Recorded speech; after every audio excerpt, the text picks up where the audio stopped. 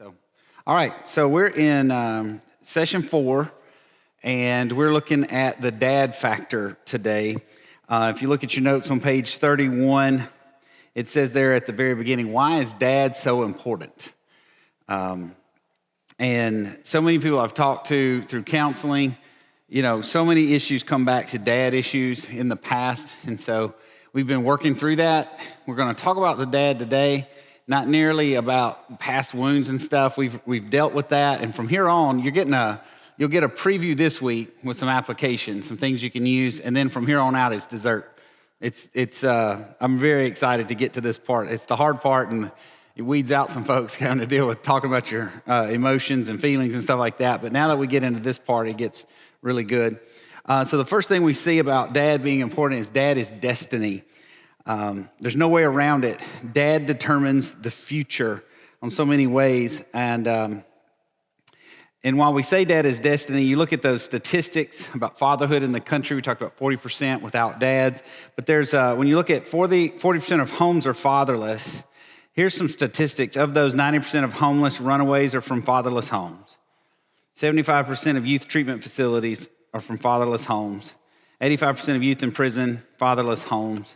I mean, it's even been said that the number one single problem in our country is fatherless homes. Now, some of you might say, well, but dad's in there. Maybe you're in a blended family, and so you're saying, I know that, their dad's not in the home, but he's still around. But on these statistics, what we find is there's an epidemic because when you start looking into this, that 40% of fatherless homes, kids in fatherless homes didn't see dad last year.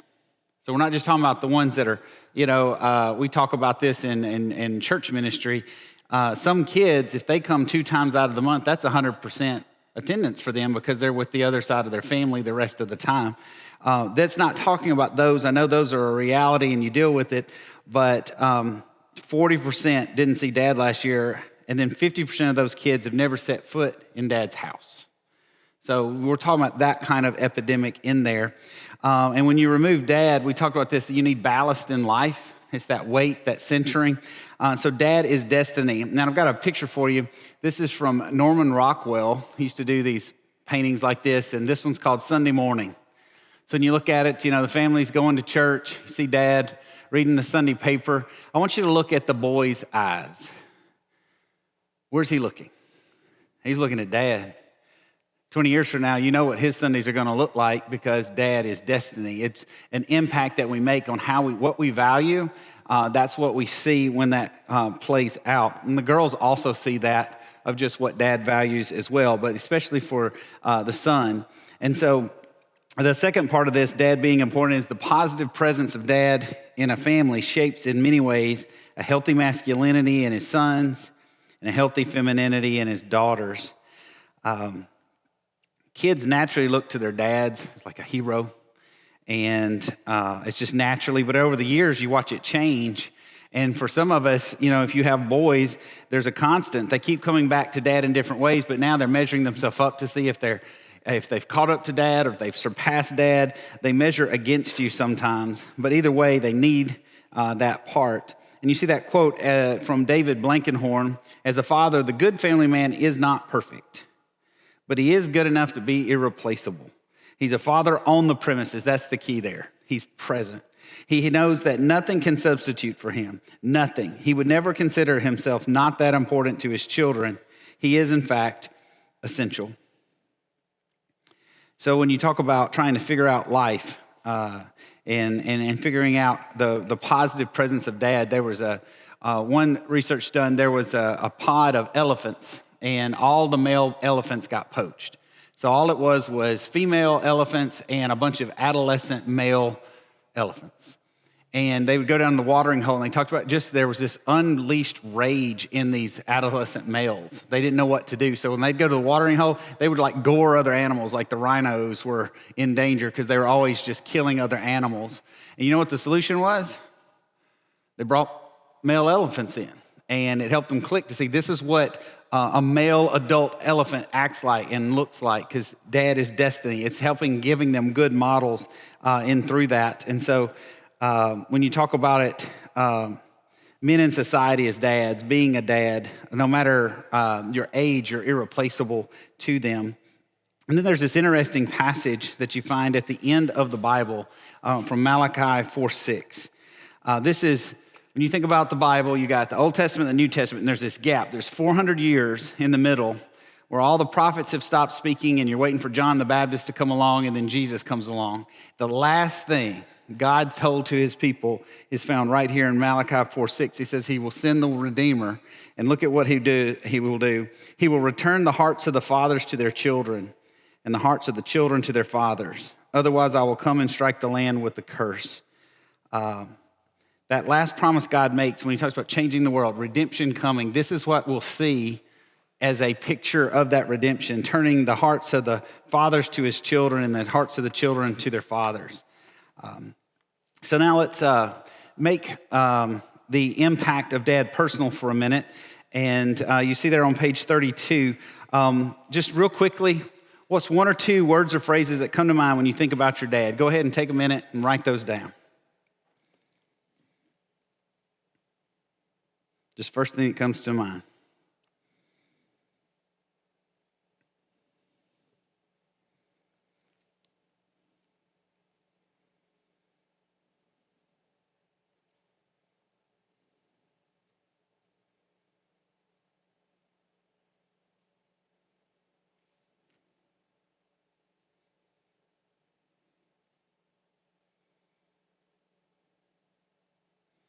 All right, then you see a second question. That was kind of looking back. Now we look to the future. What words do you want your children to say about you 20 years from now?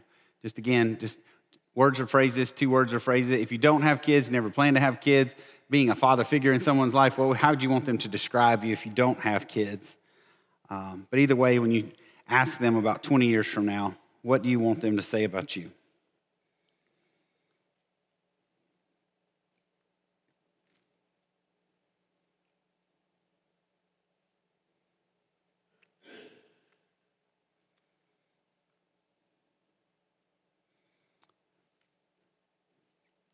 All right, so now let's talk about 3 types of dads.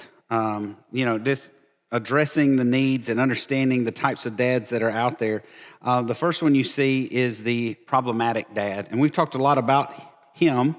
Society has an increasing number of men who are clueless about what it means to be a dad, what it means to be a man, and so these go hand in hand when you look at this. When you think about our culture, dads in TV shows, they're always the idiot, the clueless one.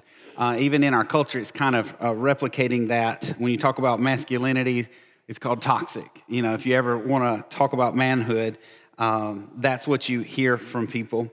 But it says their absence, neglect, irresponsibility, and parenting ignorance.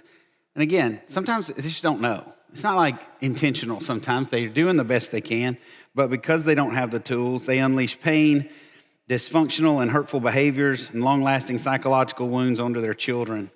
And they says over half of the fathers in America today could be labeled problematic.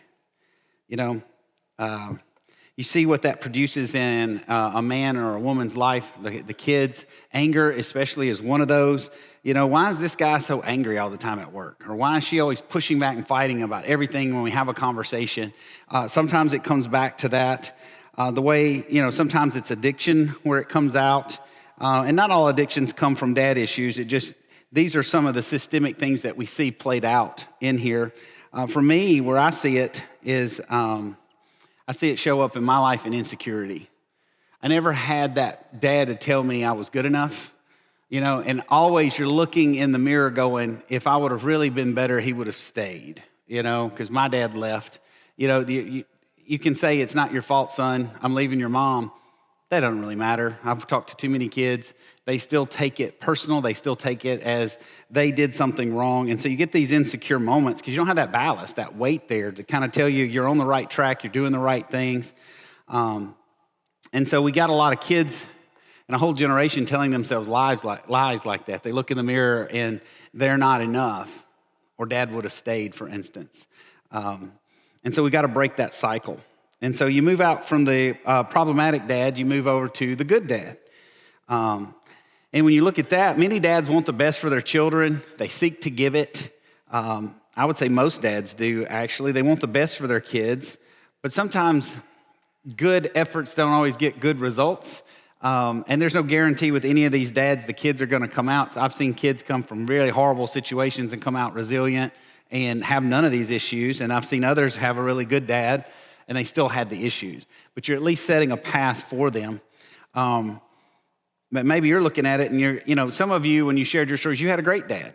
And that should be celebrated, okay? This is not like all of us have bad dads, let's deal with it or anything like that. It's just for those of us, that's become the exception, not the rule, to have a great dad in your life. And so some of you are like, I had a good dad and I still got some of these problems. What's wrong with me? We're still looking in the mirror trying to figure it out. And sometimes it's got a lot more to do than just wanting to be a good dad. And so you see here in the notes here, sometimes it's because dad lacks understanding. They're sincere, but they fail to connect rightly with a child's heart and emotions or miss critical needs in that a child has in terms of affirmation, direction, gender understanding, spiritual insight, or life skills. When you think about that, maybe they raise every kid the same. It worked for the first one, I'm going to treat the second one the same way. And the thing that puts weight into one kid's life might actually not allow the second one. Every kid is different. You got to understand that with the way they break the mold many times. I think a lot of times God gives you a good first kid that sleeps all the time and takes it easy, so you decide to have more. And that's when the changes show up, and that's when the next kid might completely come out the blocks very differently. I know I have to treat my kids differently. Each one of them needs different things from me, the way I discipline them, the way I respond to them, the way I show them love even through that. And so these misses, as he says here, can unintentionally hurt his child and bring on negative reactions and problems. The good dad needs more than good effort. He needs smart effort. And that's what we're looking at next, the smart dad. The fact that you're here, you're already, this helps me know that you're putting in some time and work to know, I want to be a better man. I want to be a better dad. And a smart one has a plan, as we're going to see in here in just a minute. But it says he has acquired from various sources. It could be the Bible, it could be books, seminars, other successful dads, a sound understanding of what his children need most from him as a dad. And then the second part there, he has developed or adopted an intentional dad plan for meeting those needs. Now, a dad plan is a big picture that covers the years his kids will be with him, the ones that will be at home. So like ages 1 to 21 is what we'll see on this dad plan. It's a plan with practical specifics, key dates, and measurable results. Some of you work where you have to have deliverables. I'm out of words today, guys. Sorry. I'm going to mess up half these. I got through all those Old Testament names this morning, and now I'm running into words like deliverables and can't say it. But at your job, I got to get this done by this date. You have a plan and you execute the plan. Well, it would be nice to have a plan, and it's a plan that's best written out and periodically reviewed. And so you'll, there actually has that. So here's the Smart Dad plan. You'll see it in your book here. This is just a sample of what that looks like. And when you start looking at all these, this intentional picture that you have here, you see at the top your child's age, 1 through 21, and then you go down the section of things that they need at each one of those sections. For instance, in the first category, here's what a son or daughter needs to see. And so they need to see dad's character and spiritual life, especially starting at age 5 to age 18. They're starting to connect the dots on some things that when you see on there. Also, that gives them direction on the spiritual life that they should have. It shouldn't just be something you talk about. They should see you in your spiritual life. That's what it's talking about, to have that plan, to see you living this out. The second one is to see dad loving mom. Then that's from basically 1-year-old and on. It just puts a deposit in their life. It gives them a sense of security when you do that. And this is the kind of stuff we're going to be unpacking for the rest of our series. From here through session 11, we're going to get to see some specifics, some actions, some ideas for each of these, especially how to show love to your wife, how to do that in front of your kids, those kind of things through that. And so they need to see, now they need to receive some things as well. They need to receive affirming encouragement. It's not just what you say to them, it's what you see them doing and how you respond. Are you always coaching your kid? Are you always correcting what went wrong? They go 3 for 4, you tell them why they struck out instead of focusing on how they hit a home run, those kind of things. Affirming encouragement, and you see that starting at 5 and going all the way up. And when you see this stuff, the second one is manhood and womanhood instruction. They need to you look at the years where this is critical, and you're talking about ages 5 through 18. And you might say, well, I don't know how to teach my daughter about how to be a woman. And you do. Take her out. Show her how a man should treat her on a date. Show her what that looks like to have appropriate responses to one another, how to treat her, have conversations about the kind of guy she should look for, answer questions she might have about guys. These are all things that we can do because that helps shape her as a woman into that. And finally, they need to see Jesus in his or her life. They might want to talk to you spiritually. Notice it's really starting at age 6 and working your way up to 18. We see a lot of kids here starting to have conversations at 6, but it's 8 to 10 years old where it starts to mature and they understand what they're doing. They want to be baptized at 4. I've had so many kids, I want to be baptized. My kid being one of them. She was too young and she wanted to be baptized. I've had so many conversations with kids about that, and you really just want to get in the water, don't you? Yeah, that's what a lot of, that looks fun, so they want to do it. But understanding that walk in their life with Jesus, and that's an important part of talking to them about those things. Things they need to experience. And here's some examples. Like, they start asking you spiritual questions. You don't have to become a Bible scholar overnight. We're talking about, you know what? I had that same question growing up. Or, yeah, I still struggle with that question sometimes. Let's try and find out the answer together. Or, you can ask me, you can ask the youth minister, but we don't have the influence that you have in your child's life. A smart dad has influence in his child's life, more than the youth pastor and the senior pastor. Okay, sometimes we try to hand that off to to the teachers to do their instruction at school. We hand off the spiritual direction to the youth minister or something. But the reality is, a smart dad knows how to incorporate that into their life through that.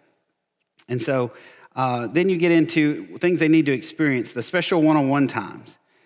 This is important, especially if you're a dad with a bunch of kids. You can look up and go, oh, I haven't spent time with this one in 2 years one-on-one. When we always add a foster teen into our home, we go from that 2 to 3. We have to be really intentional because there's a lot of trips and a lot of visits that a foster teen needs. And so one of us will take him, the other 2 will be with mom, or vice versa. But then we still got to be intentional to say, I'm going to have time with Adeline. I'm going to have time with Ainsley, one-on-one times where I talk to her, I see how she's doing, what's going on at school, what's she excited about, what she's scared of, those kind of things. Those are important times in people's lives. And by intentional, I mean get it out. I got to get it on my calendar, because if I just wait for the perfect moment to take one out, I'm never going to have time. A smart dad has a plan and makes special places for it through there. And again, it's just being intentional with all of these. Now look at this next one, to experience manhood ceremonies for his son. You'll see that at ages 13, 16, 18, and 21, I believe is what that says when you line them all up.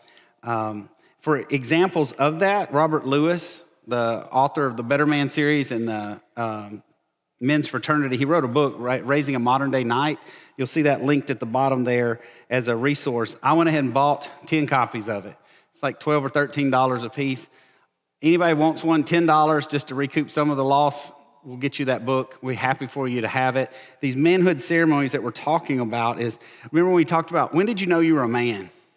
When were you called into manhood? That's what these ceremonies do. This is when we start talking to them. I've been a part of some of these ceremonies. I hate the name, ceremonies. It sounds like pageant sashes and I don't know what else, but we don't have good names for it because in our culture, there's no rituals anymore where we call men into manhood, where we actually have that time where we say, I'm proud of you. I see you becoming a man. Here's some things I want to invest in you right now. those kind of moments. And I've had dads take their sons through some of these, and they incorporated me and some other guys in our church, and we gathered around them and we spoke into their lives, and we built that bond together as they grew up from really, I think the one group was 13 or 14, and one of them just got married the other day. You know, he's in his early 20s, and he just had, you know, he got married, but at 13, he was a knucklehead. I didn't know if there was any hope for that kid, and he turned out a pretty well-adjusted kid through that, but just seeing men invest in him and to see the man that he's become, those are exciting when you get into that as well.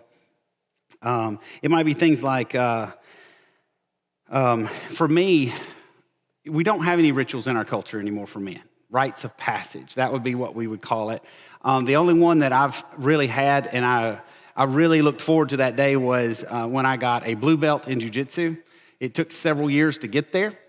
And once you get your blue belt, you really realize you know nothing. But part of that is at our gym, some gyms will slap you on the back with the belts and you have to walk through shirtless and they beat you up and stuff. That's hazing. You know, that's not really, but what we would do is it's called a shark tank. And so all of a sudden you're at class one day and then there's 2 new blue belts or 3 new blue belts and they're like, all right, Jason, come up, so-and-so come up. And you get on the floor and they start with the white belt. And we had 35 in our class, and the white belts start. And about every minute or 45 seconds, depending on how many guys were there, the first white belt jumps on you. For 45 seconds, you're rolling. At the end of that 45 seconds, he sends the next one. The other one doesn't get off of you first. They hold you down so the next guy can get on top of you. So if you go really hard on that first guy and you got on top of them, dude jumps on your back, takes you back, chokes you out, those kind of things. It's for 15 minutes straight, and the belts get higher. By the end, the black belts are just doing magic tricks on top of you because they're amazing. And I remember going through that, and then when I got my purple belt, which took 8 years to get to, they put you for 20 minutes, and they go a little harder on you, but I didn't miss a single guy's blue belt ceremony in 6 years because that was such an important day, because what happens is you're broken. By 5 minutes in, I remember my purple belt, I was 2 minutes in, and this guy got on top of me. The first 4 white belts were all at least 6'4", 2 owned the CrossFit gym across the street.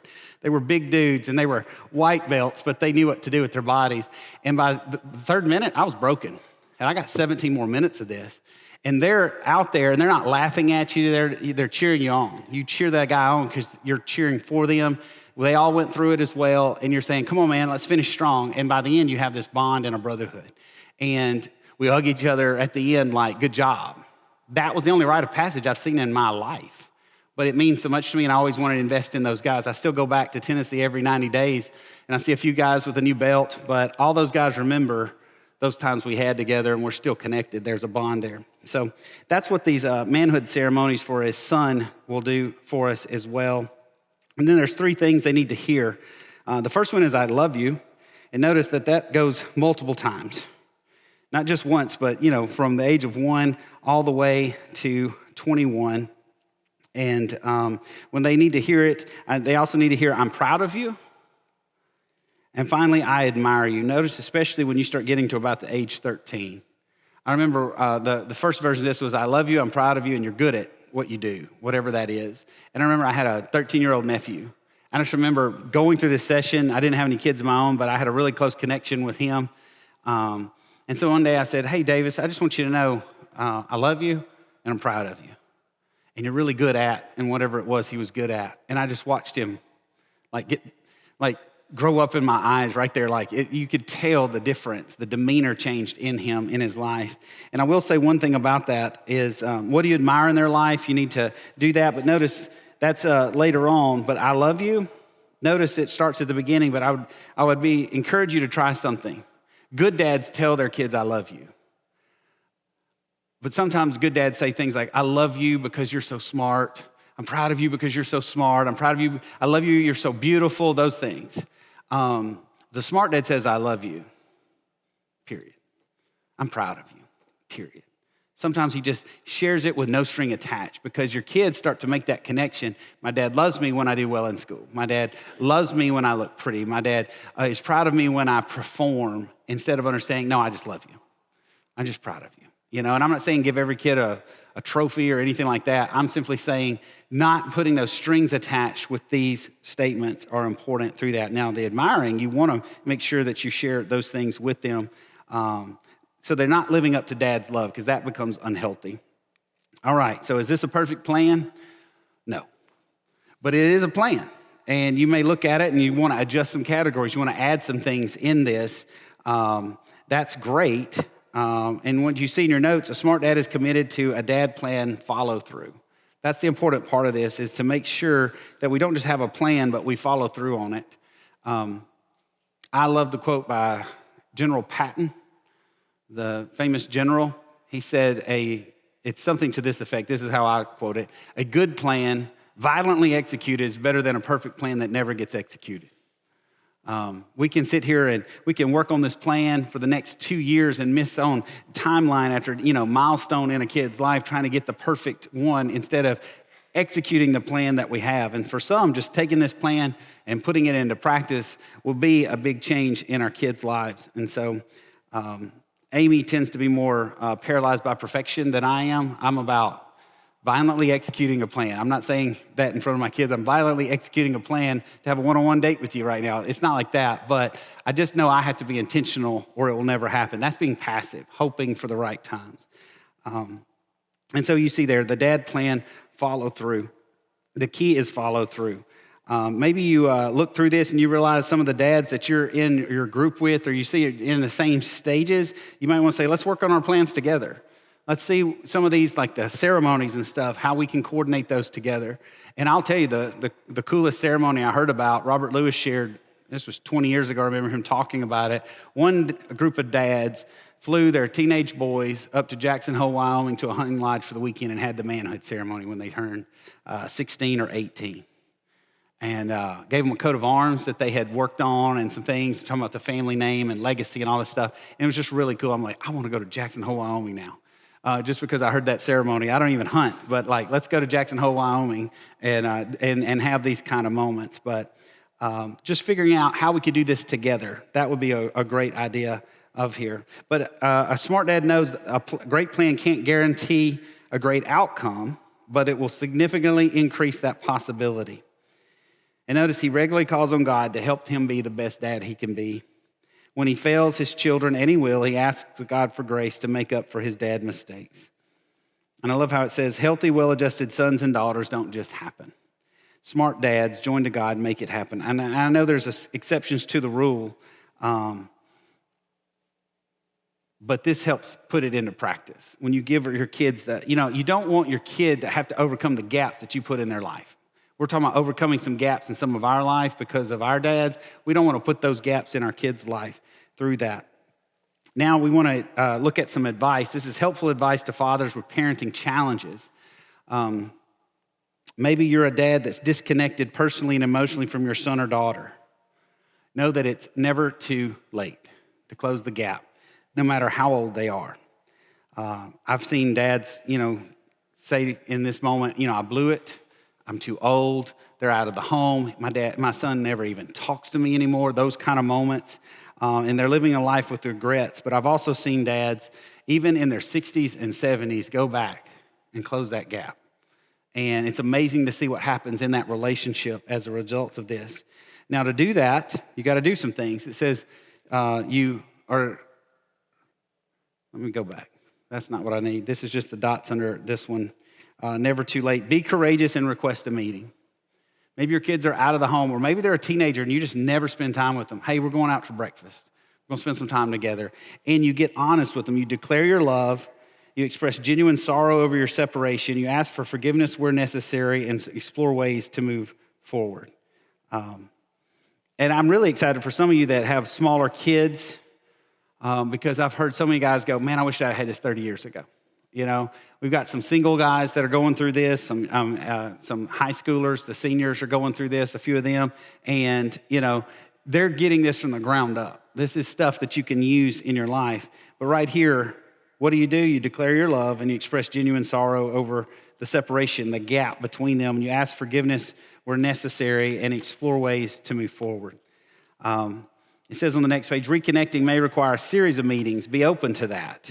Resist pressing for immediate reconciliation if your son or daughter is not ready.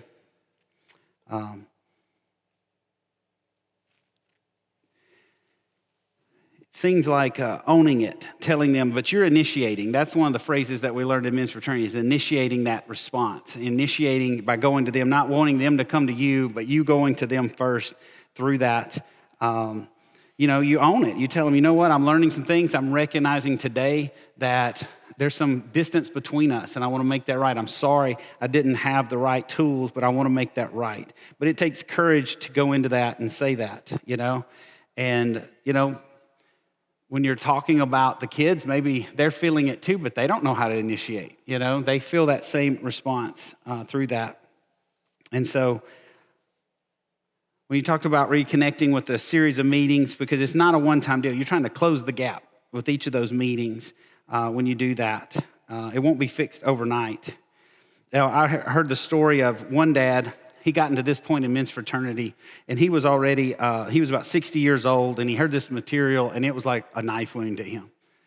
Because, like the song Cats in the Cradle, he had been so driven. He was a lawyer, and he never gave time to his son. Well, now his son's in medical residency, and now he doesn't have time. And so he tries to reach out to him a few times. He says, I was an attorney.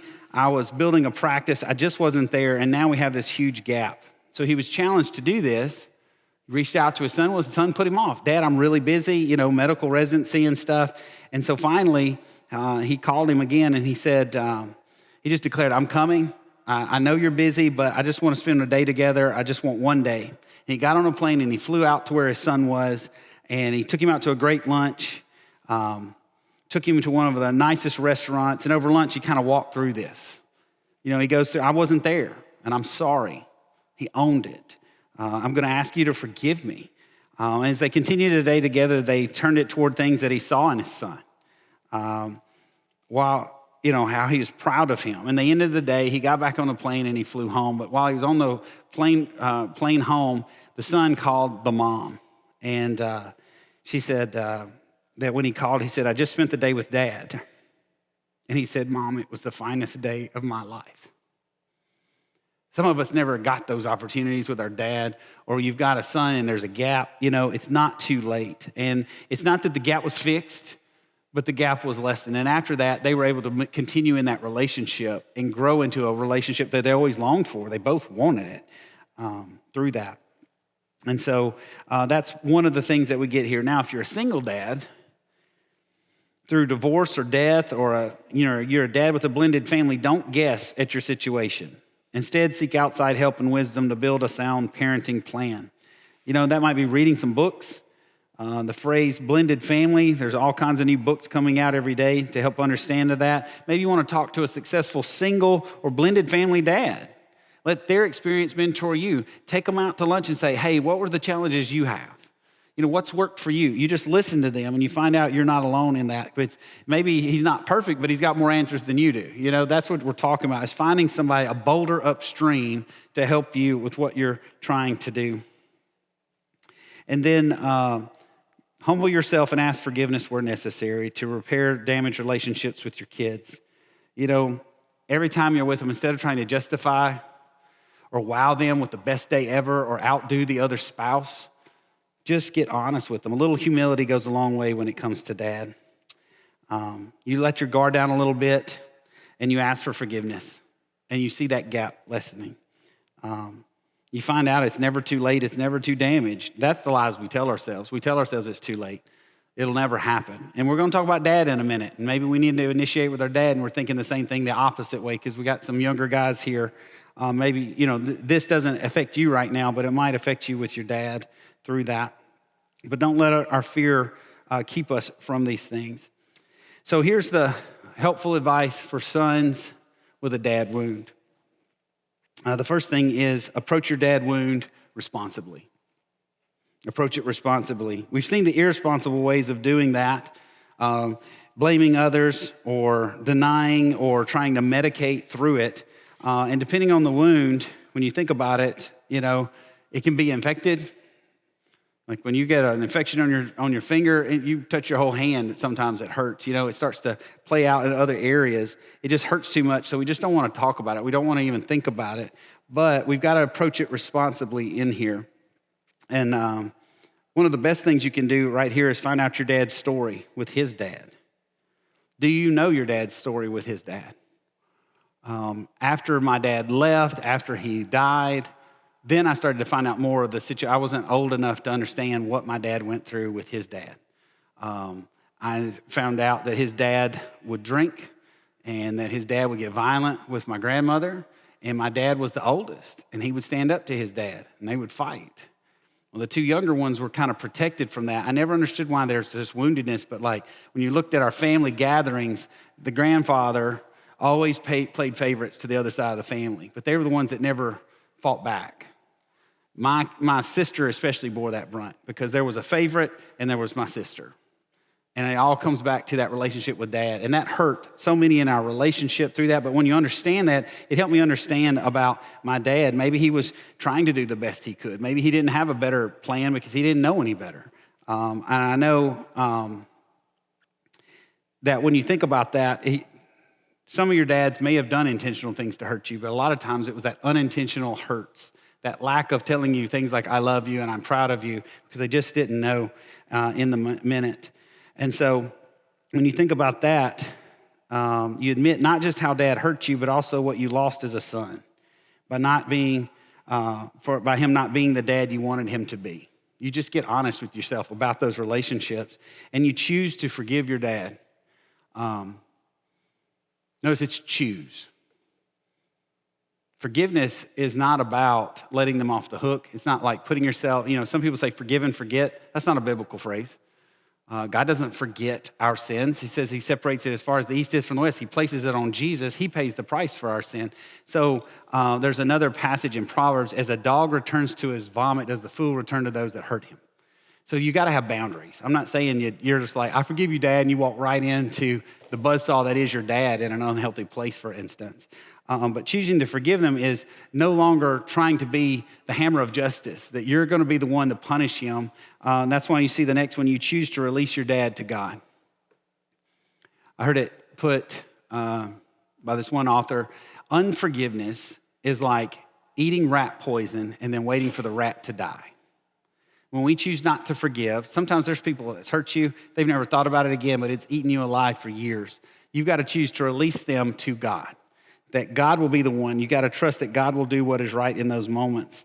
And when you feel that, to know what I'm going to trust God in that and not be the hammer of justice all the time, but release it because you want freedom from it. That's what happens when you do that. I noticed I had to do that last week with my dad. I just said, God, I'm releasing my dad into your hands. Because since we've been back, I've learned a lot of new things about my dad, new things that he did that I didn't know about because I moved back, and now people are telling me stories I didn't know about my dad, and I didn't realize those wounds were still there, and I was holding some stuff back until I was looking at this, and I realized I'm still holding on to some stuff now. There was anger in me that shouldn't have been there simply because I needed to release that over. So then we get into the next part. If your dad is still around, take the initiative with your dad. Don't wait for him to come to you. Instead, courageously step forward and seek reconciliation with him while you can. You initiate. You don't wait. You don't wait. Sometimes your dad wants to do this, but he doesn't know how to initiate. So you have to initiate in that moment. And again, that takes courage to do that. So that's why it says courageously step forward and seek reconciliation through that. And then the next one is to courageously ask your dad to bless you. If you've never heard him say, I love you or I'm proud of you, you go to him and courageously ask for these blessings. And he's probably going to say something like, well, of course I love you. And that's when you say, no, I need to hear it. And I need your blessing. I need your blessing on my life. You got to remember that a lot of dads, they've never been through something like this. They may have had a dad that never said those things to them as well. But you'd be amazed when they speak into it. And they go, well, let me tell you what I'm proud of. They just never shared it with you. And they start to talk about how they're proud of you. I had a seminary professor. He was Christian counseling. And most of his work dealt back to with men was the lack of the blessing from the father. They never got a blessing from their father. Like, I'm proud of you, is another way of putting that. And how he was having to work through so many hurts in people's lives as a result of that. And so then you get into point D, and that's to reclaim the relationship you missed with your dad by becoming a smart dad that blesses your children. Maybe you can't get the blessing. Your dad is gone like mine. And you say, well, I've never heard the blessing from my dad. I never had that, but that doesn't mean you can't break that cycle and start a new family legacy with your kids. And when I feel the wound and what I've lost, it motivates me to be more intentional with my kids. I don't want them to feel that. I'm going to reclaim it. I'm stepping up in those areas where I can. So instead of being stuck by it, I'm going to overcome that. And then finally, if you know a man who never knew his dad or a man who was rejected by his dad, consider asking some men he admires to join you in coming together and speaking a blessing of affirmation and admiration over his life. If you know somebody that you just see the wounds all over them, it might be something that because you grew up with him and you knew he your dad was as close to a dad as he had, or he was always over at your house because of his dad, then that could be something where you would encourage and give affirmation with them if they can't make it right with theirs. And that's the final thing. It takes courage in this stuff because we don't normally do this as men. I mean, it takes an awareness to go, I'm not going to miss these moments. Sitting back passively. But we all miss moments at times, but what you'll find is this dad plan helps you not miss the moments. There was this one guy, Bosley, and he's known for his biographies. And when he would give speeches, he would talk about one perfect day that he had with his dad. His dad took off work and took him fishing. And he still remembered that day, and he talked about it all the time, and he had it in his journal about just what all it meant to him that day. He kept like a journal with the date on it. Well, his dad passed away, and he had kept a journal, and he had all of his dates down. And so somebody found it and coordinated the dates between Boswell and his dad's date. And you know what his dad wrote about that day? Took off work, took the boy fishing, just a wasted day. We never know what's going to be that moment of impact in our kids' life. That's why we got to be on the premises. We got to be intentional. We got to spend that. Kids spell love, T-I-M-E. We spend time with them. And you never know what that moment of I'm proud of you can do in a kid's life. It could be something that just seems like no big deal to you, but it could change the direction and the course for your kid through that. And then I also read a story with this last bit. There was a boy named Jim, and he was about 7 years old, and his dad had a basement with all these really nice tools. It had been handed down to him and his family, and he was a hobbyist. He liked to work with those tools. And so Jim loved to do that. He wants to be like his dad, and he would go down and he'd work with the tools. And one day, Jim's dad walks down, and he sees that the kids scattered all the tools everywhere. He's like, those are some expensive tools. And he said, he had this bright idea. He's like, hey, Jim, we're going to build a cabinet. Okay, Dad. And so they got the materials, they built it, they put the doors on it, the hinges, everything. And then the dad took all the nice tools, put them in the cabinet, and then he padlocked the door shut. And it's about that time Jim realized what was happening. But luckily the dad caught on too. He realized at this moment, these tools didn't matter as much as his son. And he realized what he was doing to his son. He said, the son asked him, Dad, who has a key to the toolbox? He says, just two people, son, you and me. And you will use them together. And so instead of a missed opportunity, it was a great opportunity because he was intentional. He was aware that these are the moments that make or break that relationship that can either cause a gap or build us a stronger bond. And so this is ours together was his final quote for them. So there's going to be practical application coming out of this. As you jump into next week, we finally define manhood. We've been talking about that forever. We're going to get a definition of manhood. You might want to change yours a little bit, things like that, but we'll get into that next week. Let's go ahead and jump into our breakout groups and have some discussion time.